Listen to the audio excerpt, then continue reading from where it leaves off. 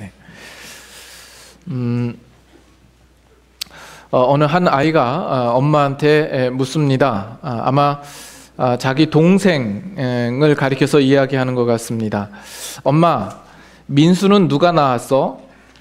그야 엄마가 낳았지. 아, 그래서 엄마가 키우는구나. 그럼 나는 누가 낳았어? 너도 엄마가 낳았지.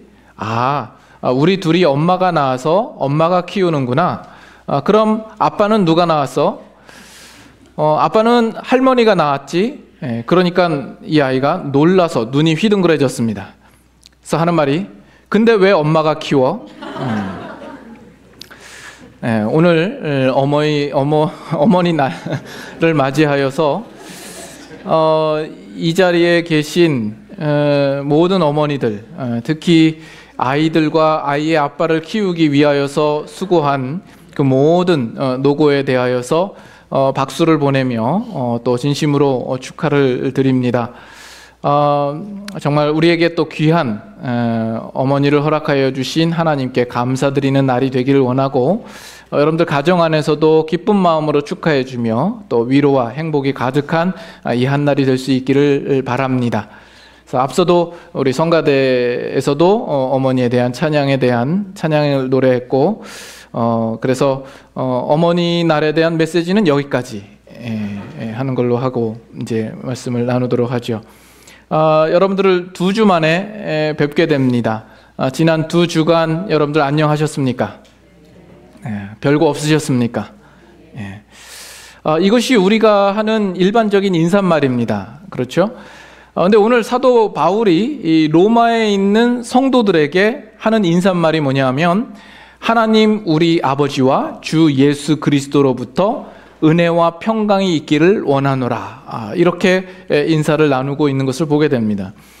우리 한국식의 인사법은 어떤 거예요? 밤새 안녕하셨습니까? 라는 거죠. 왜 우리의 인사가 그렇게 되었죠? 우리 선조들, 우리 역사 속에서 우리 선조들은 언제나 밤사이에 사건, 사고가 많았기 때문에 그렇습니다.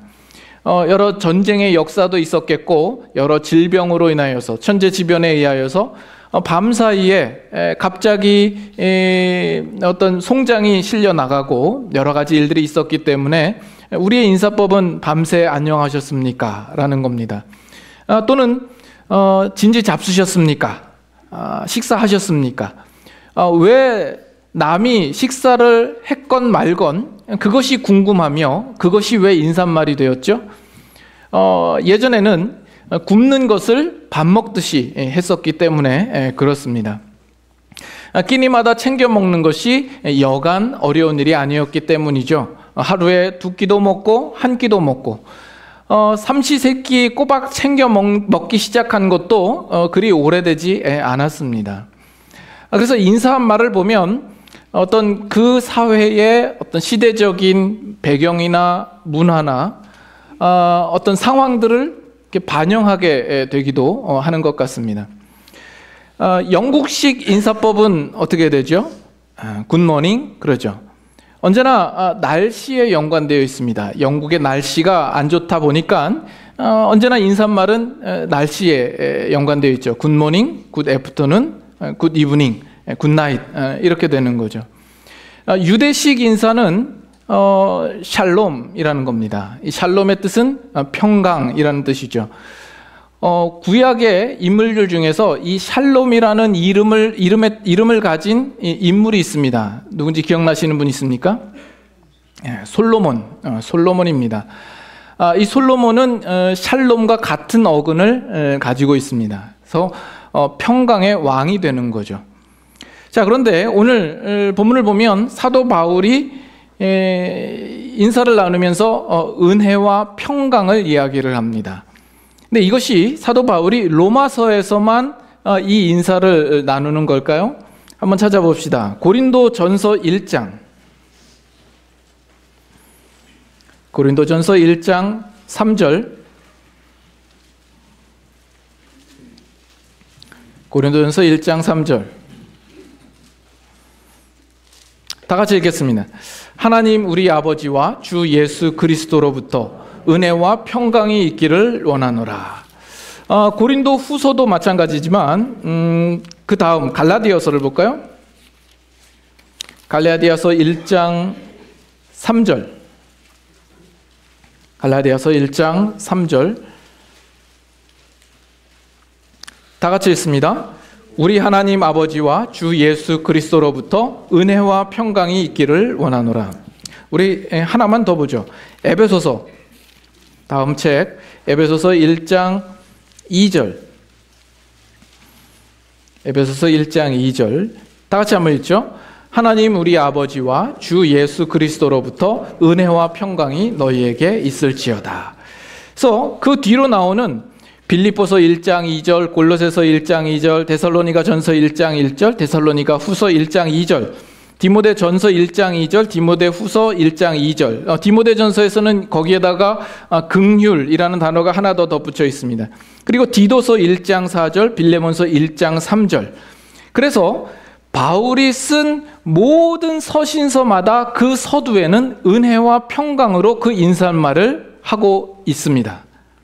여러분 이거 알고 계셨습니까? 몰랐죠? 네. 이 사도 바울만 이렇게 인사를 나누는 것이 아니라 베드로 사도도 베드로 전서와 후서에 보면 그 인사말 가운데 은혜와 평강을 이야기하고 있고, 요한 사도도 요한 2서 1장 3절인가에 보면 동일하게 은혜와 평강을 이야기하고 있습니다. 이쯤 되면 우리가 이 부분을 그냥 지나쳐서는 안 될 것 같은 느낌이 들지 않습니까? 이 두 단어, 이 은혜와 평강이라는 것이 뭔가 우리 신자들에게 아주 중요한 단어이기 때문에 그것을 빼놓을 수가 없었던 것이죠. 하나님 우리 아버지와 주 예수 그리스도로부터 은혜와 평강이 있기를 원하노라. 하나님 아버지, 예수 그리스도, 은혜, 평강. 이것이 우리 신자들에게 있어서 너무나도 중요한 것이기 때문에 그 편지마다 서두에 이 부분을 두고 그들에게 인사를 나누고 있는 겁니다. 그래서 이것을 보면 지금 사도 바울이 특별히 교회를 향하여서, 성도를 향하여서 그들에게 어떤 이야기를 하려고 할 때, 또는 어떤 권면의 내용을 하려고 할 때 그가 무엇을 기초로 두고 있고 무엇을 근거로 삼고 있는가 하는 것들을 이 단어 속에서 우리는 찾아볼 수 있겠고요. 특별히 예수 그리스도를 믿는 성도들에게 이 단어를 쓰고 있음으로써 신자가 무엇인가, 어떤 존재인가라는 것을 여기서 확인할 수 있겠고, 또 이것 안에서 기독교의 핵심, 복음의 핵심적인 내용들을 우리가 또한 확인할 수 있지 않을까 생각을 합니다. 사도 바울은 그 모든 서신서를 쓸 때마다 예수 그리스도의 복음을 빼놓고는 이야기할 것이 없었던 것이죠. 특별히 이 로마서를 볼 때에는 예수 그리스도의 복음이 언제나 주가 되고, 그의 머릿속에서는 온통 그 관심과 그 목적과 의도 속에 이 내용을 쓰고 있는 것입니다. 그렇기 때문에 우리는 이 인사말 속에서도 사도 바울이 무엇을 목적으로 하고 있고 거기에 어떤 내용을 품고 있는가 하는 그 깊은 내용까지 우리의 시선이 도달하지 않으면 안 되겠다 하는 겁니다. 그래서 우리가 살펴볼 텐데, 이 은혜와 평강에 대한 여러분들의 일반적인 이해는 어떻습니까? 은혜라는 이 단어는 여러분들이 신앙생활을 하는 동안에 참 많이 쓰는 단어이죠.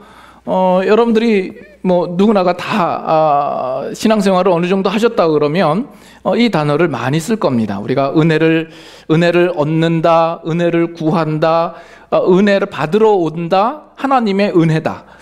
이 모든 것들은 우리에게 어떤 되어진 일들과 우리가 알게 된 것과 우리로 인도된 그 모든 것이 전적으로 하나님의 허락하심 속에서 주어진 선물이라는 뜻에서 우리가 사용하곤 합니다. 그러나 오늘날 이 단어가 너무나도 많이 사용되다 보니까 오늘날 신자들에게 있어서 자신의 욕심을 채우고 자신을 합리화시키기 위한 기독교적인 용어로 사용되어지는 경우들이 많이 있습니다.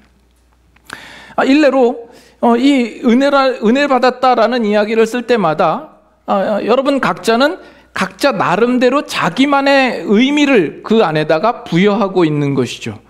은혜 받았다라고 하면 내가 감동을 받았다, 또는 내가 뭔가 깨달았다, 내가 눈물을 흘렸다 라는 식으로 표현을 하고, 심지어는 재밌었다, 내가 즐거웠다, 내 마음에 쏙 든다 라는 표현으로 우리는 은혜를 받았다라고 표현하죠. 뭔가 그래야 좀 더 신앙이 있어 보이는 듯한 느낌이 들어서일지도 모르겠습니다.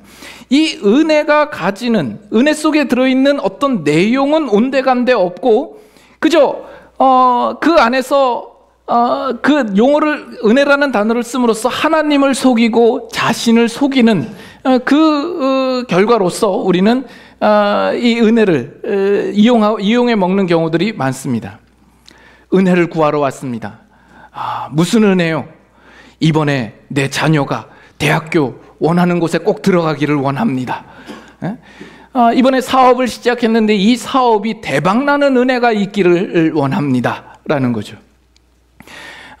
그럴 때 쓰는 그 은혜 속에는 하나님이 누구이신가, 내가 누구인가, 우리에게 약속된 것이 무엇인가에 대한 내용은 전혀 없고, 내가 결정권자가 되고 내가 주인이 되어서 내 마음에 욕심내고 내가 소원하고 바라는 것들이 이루어지기를 바라는 마음뿐인 것이죠. 우리는 그런 식으로의 어떤 은혜를 생각하고 있는지 모르겠습니다.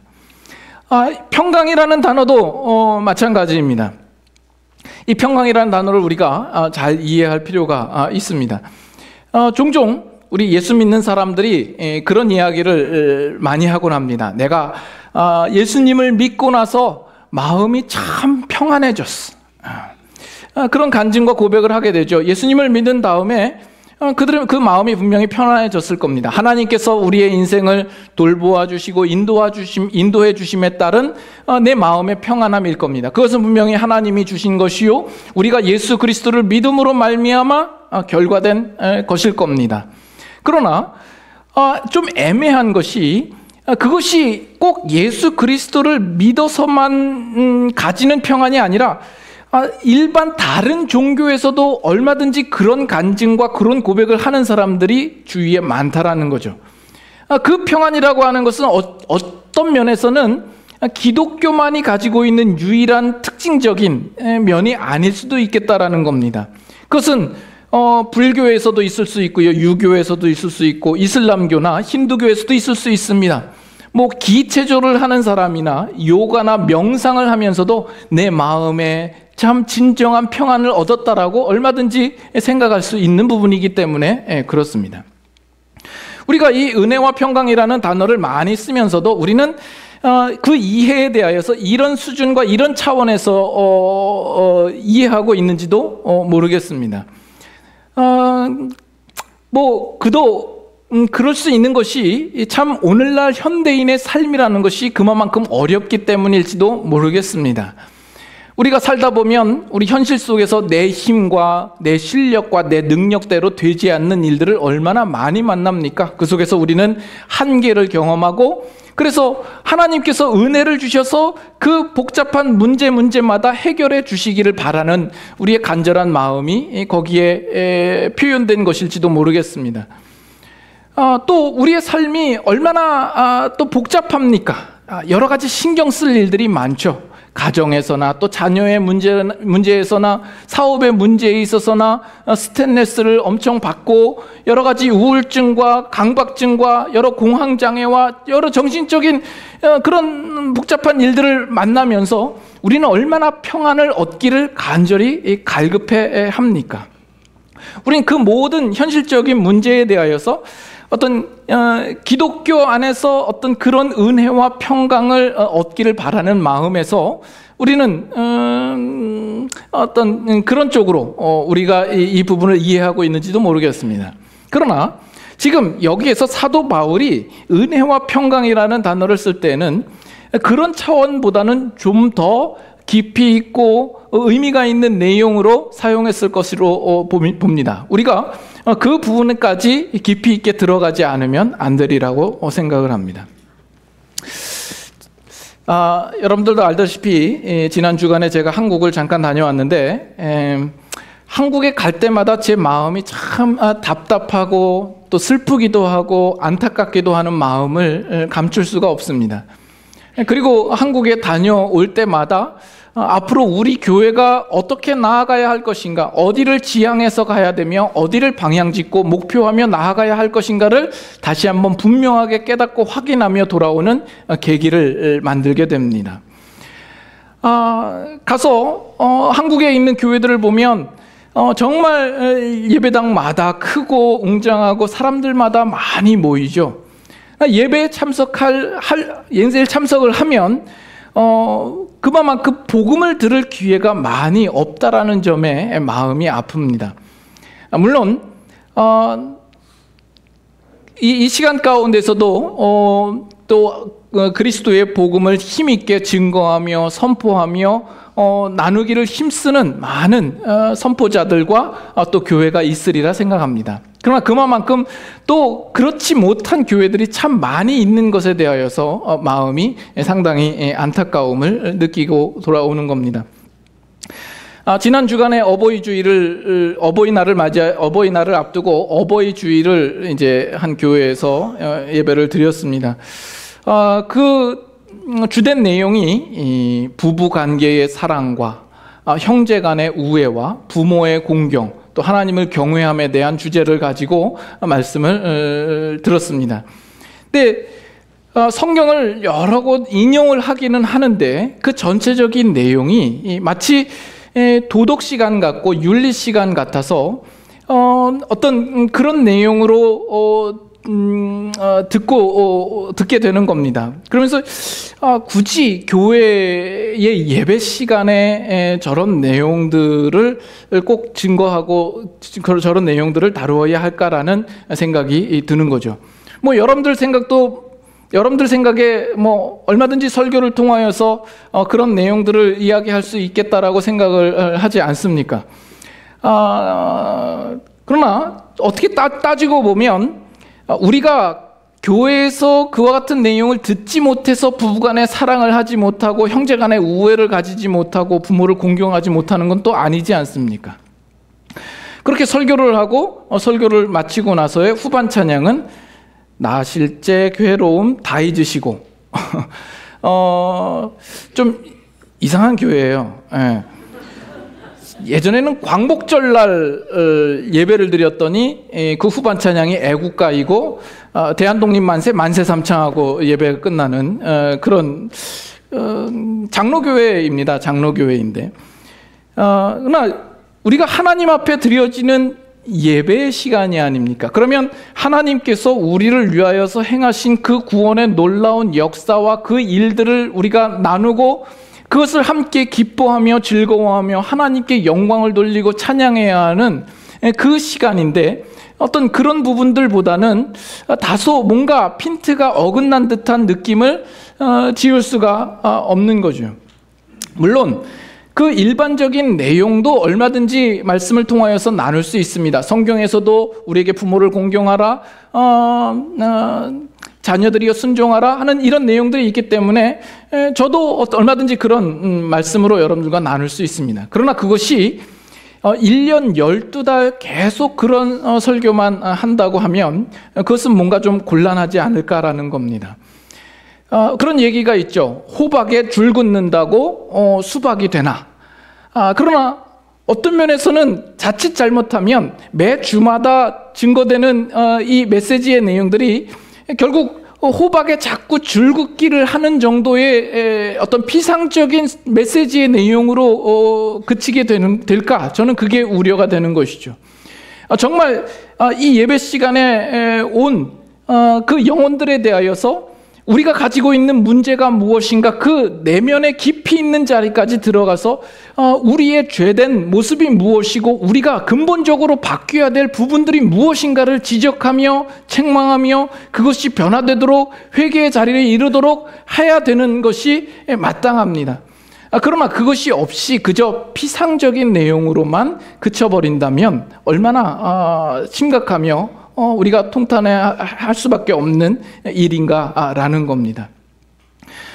그 중에는 일주일 동안 세상 밖에서 다른 삶을 살다가 겨우 이 주일날 아침에 교회에 모여서 유일하게 말씀을 듣는 사람들도 있을 터인데, 그 가운데서조차도 그 복음을 들을 기회가 없다라면 얼마나 정말 슬픈 일인가라는 겁니다.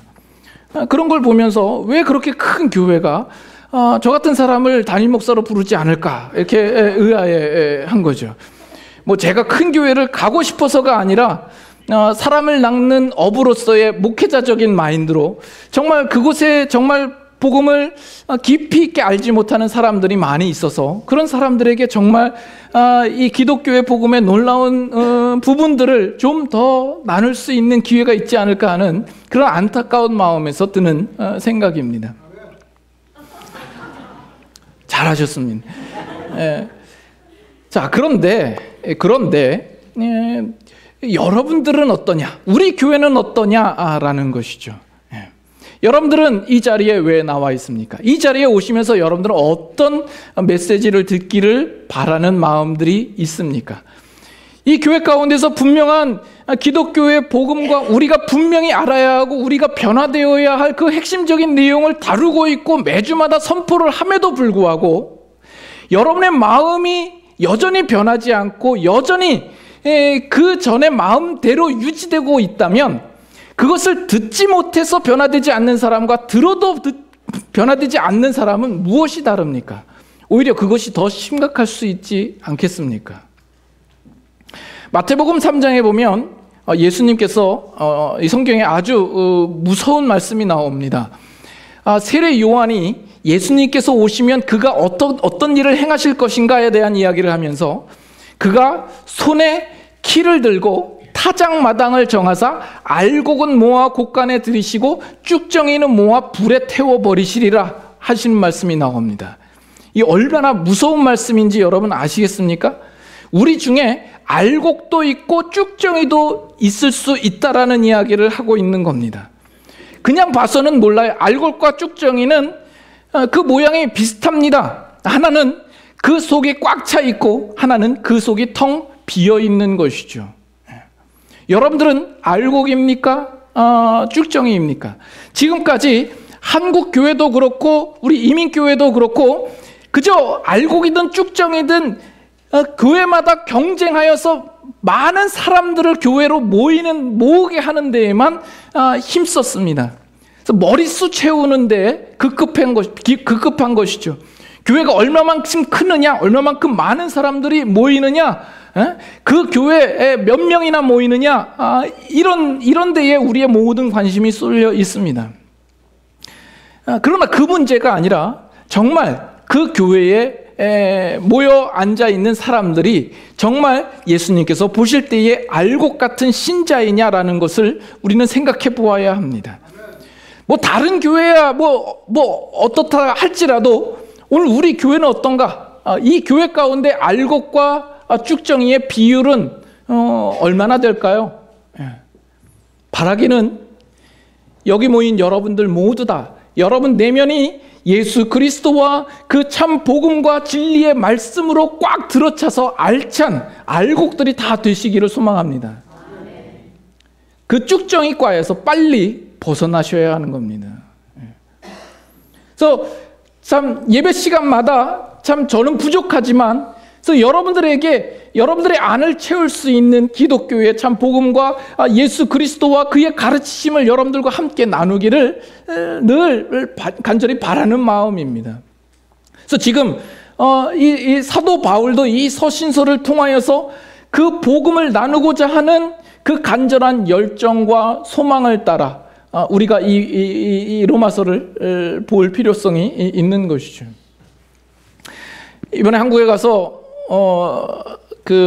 우연히 만난 한 분이 있었습니다. 전혀 모르는 분이었는데 이제 그분이 이제 제가 목사인 거를 알게 됐고, 그래서 저도 물어봤죠. 어떻게 요즘 신앙생활을 하십니까? 그랬더니 그분 하시는 말씀이 신앙생활을 한다라기보다 교회를 다닌다라고 이야기를 합니다. 그래서 자신이 지금까지 여러 교회를 많이 다녀봤다고 합니다. 그런데 지금 있는 교회는 그래도 그 목사님이 얼마나 참 진실되고 순수한지 그 목사님을 이렇게 아주 칭찬을 합니다. 그래서 지금까지 많은 목사님들의 설교가 헌금을 강조하고 다른 목적을 품고 설교를 하는 반면에 이 목사님은 참 그 나누는 말씀들이 솔직하고 그 말씀마다 참 자기 마음에 와닿더라, 이런 이야기를 합니다. 그래서 거기에도 저 같은 목사가 있구나, 이렇게 생각을 하고 참 훌륭하신 목사님이십니다. 잘하셨습니다. 앞으로도 신앙생활 열심히 하십시오. 이렇게 이야기를 드렸죠. 그런데 여러분, 목사가 참 순수하고 신실하고 솔직하고 순수한 것을 마다할 이유가 뭐가 있겠습니까? 그것은 참 큰 이점입니다. 그러나 여러분들이 교회를 다닐 때, 여러분들이 생각하실 때, 우리 교회를 생각할 때 그것에서만 그치시면 곤란합니다. 그것으로 만족하시면 안 됩니다. 목사가 성도들한테 어필하기를 목사의 순수함과 진실됨과 어떤 솔직함과 청렴함과 결백함과 깨끗함을 여러분들에게 어필하는 데에 그친다고 한다면 그 목회자는 잘하는 목회자가 아닙니다. 그래서 어떤 면에서는 자기 영광을 드러내고 자기 증명을 하는 것에 불과합니다. 분명히 이점이 있죠. 그 이점을 통해서 어디로 나아가야 하냐면 예수 그리스도와 참된 복음으로 성도들을 이끌고 성도는 그 복음의 자리로 갈 수 있도록 해야 됩니다. 그 목사가 감추어지는 한이 있다 할지라도 그리스도의 복음이 더욱 드러나게 되며 예수 그리스도가 나타나게 되어야 할 것이고, 교회와 성도된 여러분들은 결국 이 자리에서 신앙생활을 함으로 말미암아 여러분들이 복음을 온전히 깨닫고 소유하고 그 복음의 가치를 알아가는 대로 나아가지 않으면 안 됩니다. 그 교회의 목사가 어떻고 하는 이 문제로 여러분의 자랑을 삼지 마십시오.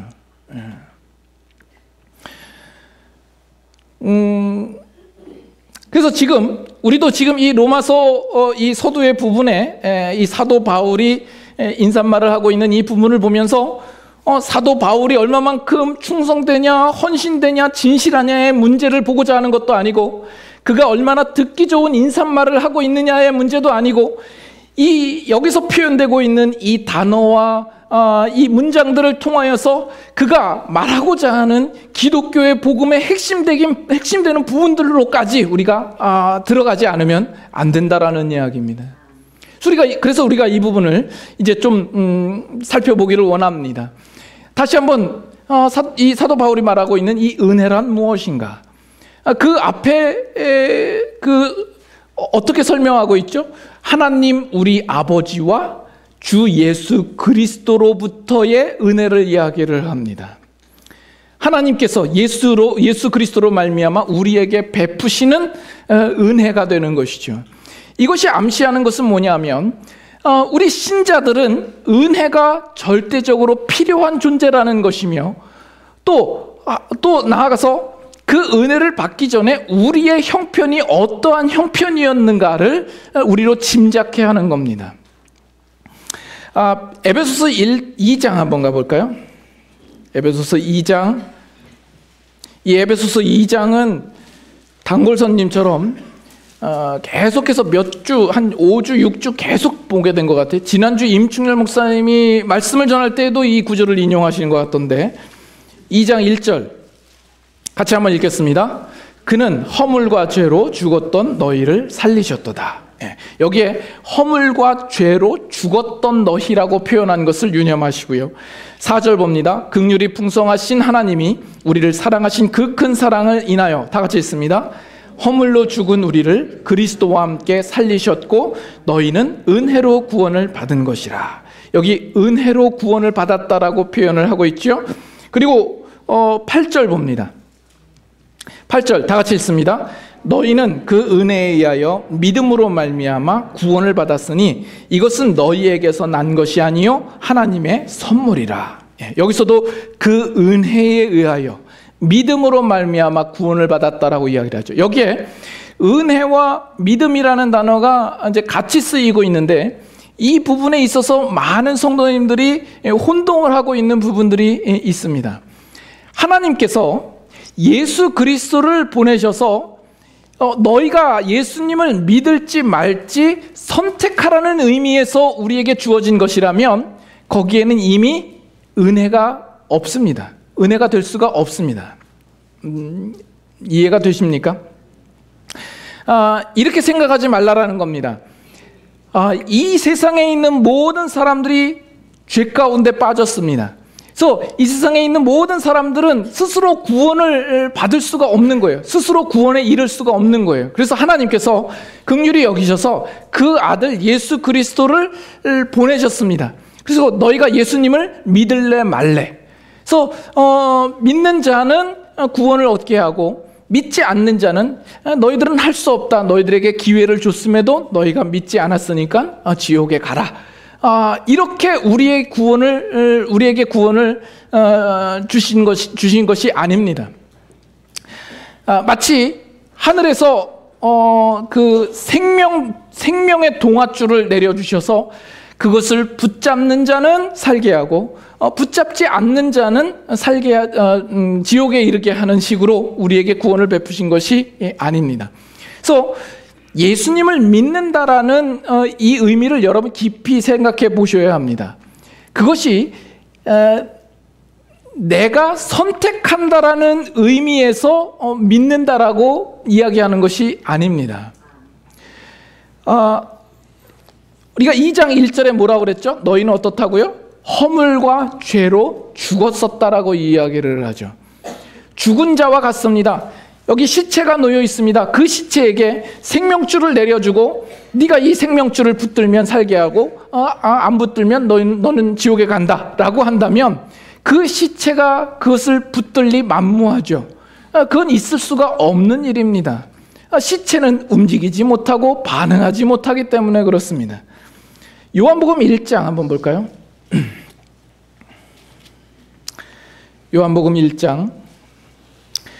우리가 요한복음을 나눌 때에도 수차례 나누었던 말씀입니다만 오늘따라 1부 때부터 악을 써서 왜 이렇게 찬찬히 해야지. 1장 4절. 그 안에 생명이 있었으니 이 생명은 사람들의 빛이라. 5절 같이 했습니다. 빛이 어둠에 빛이 돼 어둠이 깨닫지 못하더니. 예수님께서 이 세상에 빛으로 오셨습니다. 그러나 이 세상에 있는 자들이 다 어둠 가운데 있고 그 어둠이 그 빛을 깨닫지 못하더라고 이야기를 합니다. 그 내용이 9절과 10절에서도 나옵니다. 참 빛 곧 세상에 와서 각 사람에게 비추는 빛이 있었나니 그가 세상에 계셨으며 세상은 그로 말미암아 지은 바 되었으되 세상이 그를 알지 못하였고 세상은 그를 알아보지 못한 겁니다. 빛이 비추는데도 그 빛을 분간하지 못하고 알아보지 못하는 자라면 어떤 자입니까? 장님입니다. 장님은 온통 암흑과 어둠뿐이죠. 빛을 비추어도 그 빛을 볼 수가 없는 자입니다. 아무리 밝은 후레쉬로 비추어도 반응을 하지 못할 뿐더러 빛을 따라오라고 빛을 비추어줘도 장님은 그것을 볼 수가 없는 자 된 것이죠. 마치 우리는 그런 입장에 있었던 자입니다. 12절 보세요. 큰일 났네. 다 같이 한번 읽겠습니다. 영접하는 자, 곧 그 이름을 믿는 자들에게는 하나님의 자녀가 되는 권세를 주셨으니. 여기에도 보면 영접하는 자, 그 이름을 믿는 자라고 나오죠. 그래서 우리가 내가 영접해야 될 것으로 보고 내가 믿으면 된다라고 생각하기 쉽습니다. 그러나 13절에 뭐라고 나왔다고요? 이는 혈통으로나 육정으로나 사람의 뜻으로 나지 아니하고 오직 하나님께로부터 난 자들이니라. 혈통으로나 육정으로나 사람의 뜻으로 난 것이 아니다라고 이야기를 합니다. 우리의 힘이나 실력이나 능력으로 된 것이 아니라 하나님으로부터 난 자들이라고 이야기를 하죠. 은혜인 것을 이야기합니다. 우리 인간들은 예수님께서 오셔도 우리가 스스로 선택할 만한 어떤 실력이나 능력이 없다라는 것을 성경이 어떻게 증명해 주고 있냐 하면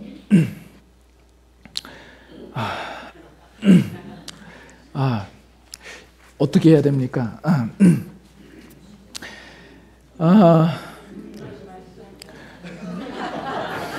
물 마신다고 달라질까요? 자,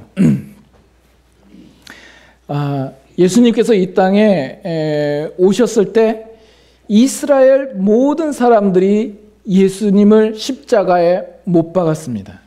심지어 예수님을 가까이서 뒤따르던 12 제자들도 예수님을 버려두고 다 도망갔죠. 하나님께서 예수님을 보내실 때에 너희들이 예수님을 스스로 보고 믿고 선택하라고 예수님을 보내신 것이 아닙니다. 우리는 빛보다 어두움을 사랑하는 자들입니다. 바로 여기가 그 하나님의 은혜가 절대적으로 필요한 이유입니다. 우리는 예수님이 오셔도 예수님을 믿을 만한 위치에 있지도 않고 능력도 없고 깨우치지도 못하는 자입니다. 예수님을 선택하지도 않을 것이며 믿지도 않을 것이며 예수님을 편들지도 않을 것이며 우리는 예수님이 필요한지조차도 모르는 자들입니다. 그렇다면 하나님은 우리를 무엇으로 구원하시는 걸까요? 우리를 무엇으로 구원하실까요? 여러분 여기서 한번 잘 생각해 보십시오. 하나님께서 예수님을 보내서 우리가 예수님을 믿는 것으로 우리를 구원하시는 걸까요? 아니면 하나님께서 예수를 십자가에 못 박으시는 것으로 우리를 구원하시는 건가요? 네?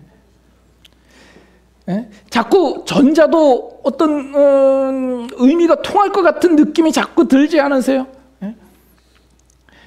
그러나 우리라는 존재는 예수님을 다 십자가에 못 박는 존재입니다. 우리는 그것으로밖에 반응하지 못하는 존재입니다. 그러나 하나님께서 우리를 긍휼히 여기셔서 예수 그리스도를 대속물로서 십자가에 못 박게 하시는 것이죠. 그리고 그런 우리들을 은혜로 믿음의 자리로 이끄시는 것입니다. 그 결과로 이 표현이 중요합니다.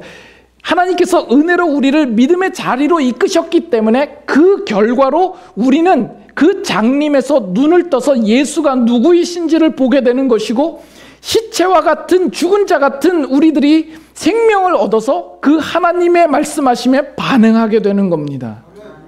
그리고 그 다음에 우리가 자유롭게 나는 예수님을 믿는다라고 우리가 선포하며 증거하며 자랑할 수 있게 되는 것이죠.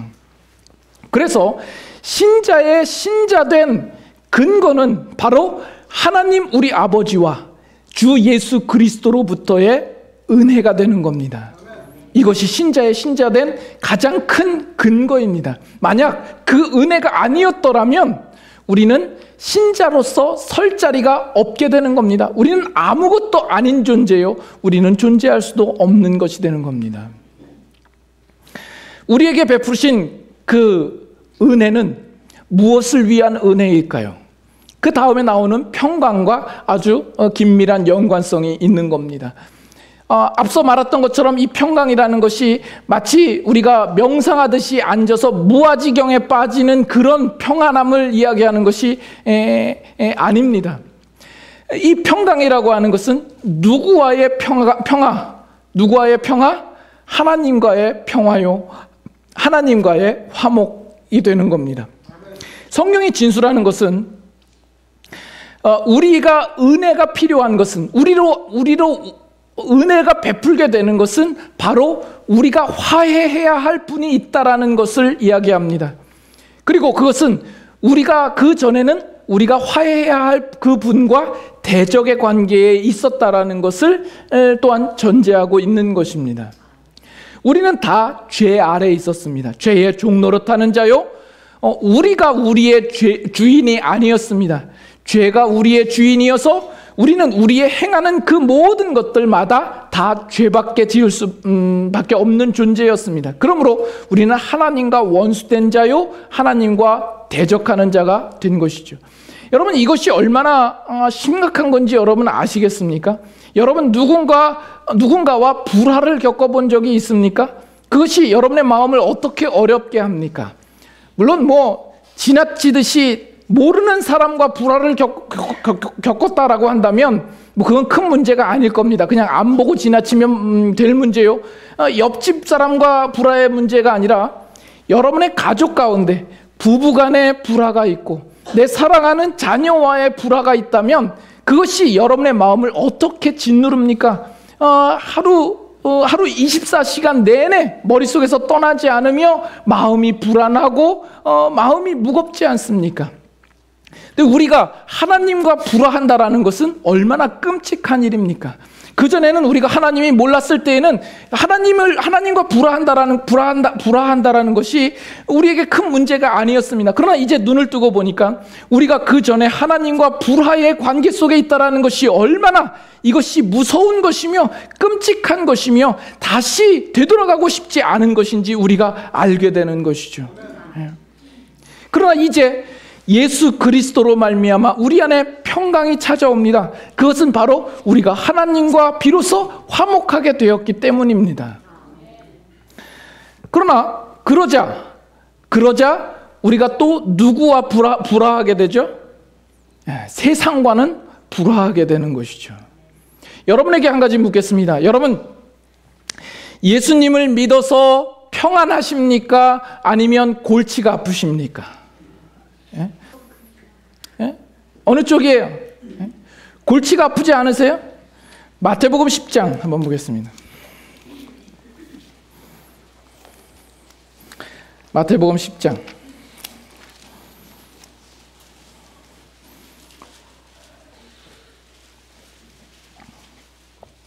10장 34절 10장 34절 다 같이 한번 읽겠습니다. 내가 세상에 화평을 주러 온 줄로 생각하지 말라. 화평이 아니요 검을 주러 왔노라. 내가 온 것은 사람이 그 아버지와 딸이 어머니와 며느리가 시어머니와 이제 어떻게 된 거예요? 사람이 그 아버지와 딸이 어머니와 며느리가 시어머니와 불화하게 하려 함이니 사람의 원수가 자기 집안 식구리라. 예수님께서 이 땅에 온 것이 화평을 주러 온 것이 아니다라고 이야기를 해요. 검을 주러 왔다라고 이야기를 해요. 누가 예수님을 믿으면 평안하다라고 이야기를 했습니까? 물론 예수님을 믿음으로 우리에게 주어지는 평화가 있습니다. 그것은 하나님과의 평화요. 그러나 세상과는 불화가 되는 것이죠. 과거에는 세상과 화평했지만 하나님과 불화했던 것이죠. 어느 쪽을 택하실래요? 여러분들이 예수 그리스도를 믿고도 여러분의 삶에 고통이 있고 어려움이 있는 이유는 우리가 이 세상에 살면서 세상과 화평하기를 끊었기 때문에 그렇습니다. 그래서 세상이 우리를 가만두지 않는 것이죠. 근데 또 한편으로 분명히 예수 그리스도를 믿음으로 말미암아 우리에게 주어지는 놀라운 평안과 화평이 있습니다. 그런데도 불구하고 우리는 의아해하죠. 왜 내 마음속에 화평이 없는가? 두려움과 불안과 여러 가지 불만들이 있는가? 그 이유는 어디에 있냐면 우리가 하나님과 화평하고서도 여전히 세상에 대하여서 자기 욕심을 끊지 못하고 미련을 가지고 있기 때문에 가지는 불안과 불화입니다. 이 부분에 있어서도 우리 신자들이 많이 헷갈려하는 부분들이 있습니다. 예전에는 우리가 하나님과 불화했고 세상과 화평했습니다. 그래서 세상이 주는 평안이 있습니다. 그러나 세상이 주는 평안으로 우리가 진정한 평안을 누렸던가요?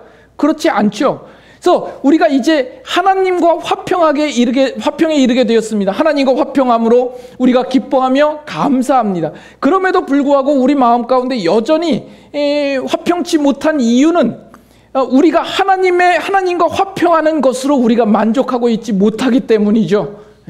여전히 세상에 있는 것들에 대하여서 우리의 마음이 가 있고 우리의 욕심이 세상 것으로도 잘 살려고 하는 마음 때문에 우리의 마음이 늘 편치 않는 것이죠.